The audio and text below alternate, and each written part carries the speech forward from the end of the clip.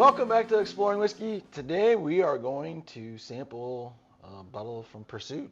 Yeah, I want to say this will be the very first time we do a pursuit, but had made a little errand run to pick some things up and decided to stop at a couple different stores. Darn it. Pursuit United Whoops. Double Oaked ended up being on the shelf at, I think this was Colonial. It was. I don't think I've ever bought anything from them, but I know I've sampled a few and they're always pretty solid bottles. So I think in a whiskey club, and I think we had one in one of the advents. Either it was last year. I think last year we had a toasted Pursuit. I could totally see that. Or as a toasted rye. Then again, I'm kind So of foggy.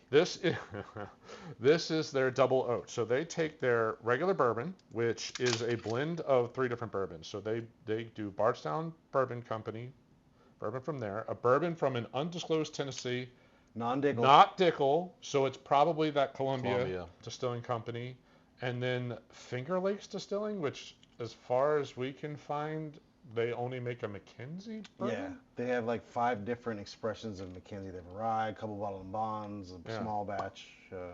And I a never single had, malt. never Never saw it, never heard of it. Apparently it's proprietary New York grain. We'll see. Love the shape of the bottle. It's kind of It's like the Widow Jane. a little bit, yeah. I dig the simplicity if of they're the doing marketing too. I like that simple marketing. You see the label, you know Yep, what it is. you know exactly what it is. It stands out. It's different. They did a podcast, or still do a podcast, I'm not sure, for years. And then the kind Bourbon of Pursuit. expanded into, well, Like let's butterscotch. blend it together. Okay, butterscotch. Oh yeah. Yeah, I know Bruzel likes them a lot, and he's a big, huge fan of this one. Yeah, I've sampled it. Never really bought a bottle, but the guys at Colonial and you were just like, oh, yeah, you ever had that? That's good. So I love double oak. I was in the buying mood. I was in the buying mood that day, and so I bought. We went on a quick run there for a second. We hit like 4 stores in 10 minutes, I think. Something like that. No, it wasn't 10 minutes. But yeah, what about this Werther's original in this glass? With like No, this is like butterscotch candy, like in the yellow wrapper, not a Werther's. It's definitely not Werther's. It's not. And I say that because I creamy. ate about 12 Werther's at practice today. And there's barrel influences coming through. Is that okay? I was gonna, and there's ton of like a barrel. spice, but it's not like overly rye spiced. It's just There is some spicy. good rye spice there too, but there's barrel char that's like I can see just that. the charging barrel. through in the end. A lot of sweet notes. I mean, Yeah. all the primary notes are sweet notes. I like it. Yeah. Now, let's see. So Nice viscosity there. Butterscotch is on the palate too. You get that spice bite in the back, very back end. it's a little thin on the palate. But well, that buttery butterscotch. Yeah, I mean It hits you it's in the all front. there, but it's 103 proof, right? I just It's expected weird. a It's little like more. it's butterscotchy. Then it's like no, this 108. is butter. This is like brown butter. But Then then it's spice, and then then it's it's butterscotch again. I could yeah. It's not quite as sweet as I was expecting off Me of the nose. too. Yeah, me too. I get when you say brown butter, that's more like they forgot to add the sugar to the butterscotch. Right. But you still get that. I don't know. It still rounds out to like butterscotch to me It gets at there, the end, but it's not. I Like, want that sweetness to be there. Though. I really What is thought. it's not like butterscotch pudding. It's the butterscotch candy. Yeah. Okay. Where you get it out of the wrapper. That's what I'm getting. On the nose, absolutely. On the palate, Huge on the it's nose. not. They forgot to add the sugar. God, yeah, I just want that caramelness. That, Yeah, that the thin sweetness just butterscotch could that have you really- want, you know? Toffee. Yeah. The Werther's is what you're wanting. Yeah. Yeah, any. Yeah. You were eating those knockoff ones, and that's the reason why Or the it's missing. squeezed bottle of It's the. what is it? the Branches. butterscotch. It's the branches, like the multi Brock's. Brock's. That's it. Yes. Ton of barrel influence on this. Like there's like. The nose is great. Yeah. I really enjoy the nose. The palate just falls a little flat for me. I'm curious which way this one's going to go with the water. If it's going to bring more of that barrel note out, or if it's just going to make it sweeter. Mellow that out and let some sweetness kind of creep out. I think the char is gonna go. It's gonna explode. I don't think there's any sweetness to be found in this one. I wish it would be there, but it's not there. Yeah, it's But it's buttery. good. There's no question about I get such a Yeah. butter note and creaminess, but I'm gonna do brown butter fat wash with this one. oh And add a little bit of sugar.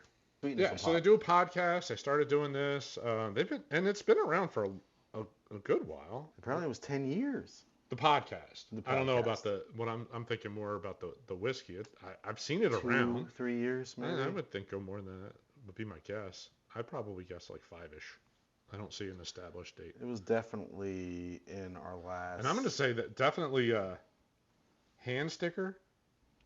Like, look at the neck. Like, that's not a machine doing that. Like, somebody doing that by hand. I wonder if the variations of the taste of the batches. It's the batch right there. So 2CF. Yeah, 2CF. Could be different ones sweeter than others. Maybe. So, the butterscotch, the buttery is still there, but not as forward. Right. I get more of a spice. I get spice and barrel char. But it's char. not overly proofy. No. Like, I just caught myself smelling it with my mouth closed because I was just like, it's not really, it's not burning. It's not aggressive. Everything about it is really nice. Boy, if some of that sweetness off the nose showed up in the palate, that would be awesome. Yep. It muted the buttery. Yeah, it got a little bit barrel and rye spice. I kind of like it without water. Much better without water. It's still buttery on the back, though. In the very back of the finish. I will say, so the oiliness, like, I knew it was going to do a bunch. They don't chill filter it. So it is, it's going to have all the oils and the fatty acids and all the kind of stuff. So don't make a cocktail with this. I like it. Okay, what do we do? What do we say? Yeah, all right. So we got $70 as MSRP for this guy, and it's relatively easy to find at that price. I wouldn't say most people aren't marking that up. Yeah. Well, especially with the label crooked. I mean, did you get a discount? No, I did not.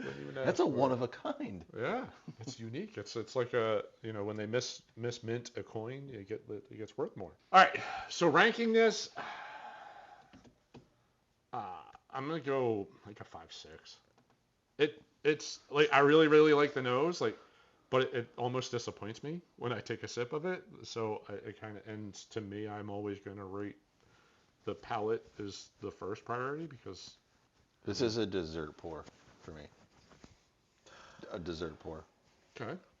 Just with how butterscotch forward it is, after a good meal, it's got a little.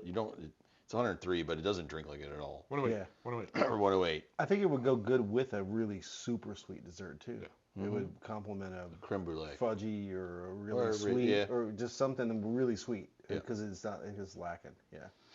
I'm thinking 5-4. I'm a big double oak fan, and it's scraping all the places I want to, but it's lacking that vanilla bomb. It's lacking that. That's more what I'm thinking. I'm thinking compare this to a Woodford, which is what? Completely different profile. $20-$30 cheaper. Yeah. And this should be $50. Way more $55. Like the vanilla and all the sweetness that you get off of that. This is kind of missing it. French oak. Just remember that. It's the second barrel is a seasoned French oak barrel. It's not a straight up just. It's not another just regular charred oak. It's French oak, which is going to add a little bit more of a barrel note and not as much of a vanilla flavor profile. So floral notes, yeah, I get it. Okay. I'm still staying there. I'm still sticking with my score. Yeah. Score? 6. 6. Okay. So basically, you're just rounding up from where we were. Again, better without water. Yeah, better without water, and maybe different batches vary. Maybe this is good possibility. I'll be curious to do a flight and see how much they vary. That'd be interesting.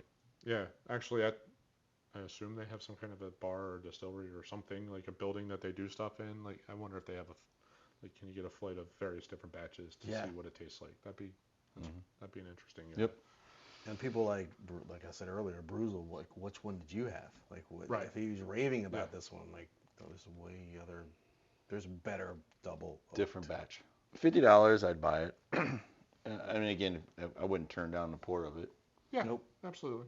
But for me, given that it's on the more dessert side, it would be the back end of the evening, or at least after a meal. And I'm sure there's some phenomenal cocktail you can make. I was just gonna say this would turn into a unique cocktail for me. Like in a martini glass cocktail? No, like a cool syrup, because like a really good sweetener to this, I think would really set it off. Like that sugar cookie sweetener. Yeah. That would be great sugar cookie old fashioned. Right. Add in a syrup or something that has a bunch of sweetness when this has a lot of the barrel and buttery. Yeah, the snickerdoodle. Add what you think is missing. Right. Barrel and butter to snicker sweetness. Mm-hmm. Yeah, that could work. Average bottle for the three of us. Yeah. Again, we'd be interested to try some of the other batches to see. Give another one a 7 or an 8, or is it one even worse? I mean, who knows? What's the variance? What's the drift between batches? Yep. Yeah. There are other expressions too. I wouldn't mind trying a rye. I wouldn't mind trying a small batch. And I think they do some toasting and they have some. I think there's a sherry cask finish one that they do. Nice high proof, like single barrel maybe. Yeah. We'll see. Yeah, and not bad juice. It just doesn't quite hit. Not this one, but I'm sure others will. Yep. Absolutely. All right, we'll keep poking around with this distillery, see what we can find. Hope you enjoyed the review. If you did, we encourage you to hit that like button at the bottom of the screen and continue to spread the word and give us the support of the channel. Other double oaked. I'm gonna find another double oaked. I think we've done a Woodford. If we haven't, I'm sure we've done something that's got a finishing to it and just throw that up as a little link for comparison purposes. Yep. Good comment. What pursuit should we be drinking? Yeah. Right. What should we be on the lookout for? Yep. Yeah. Yep. Yeah. Or a different batch, or yeah. Love to hear from you. All right. Thanks for watching. See you on the next episode. Cheers.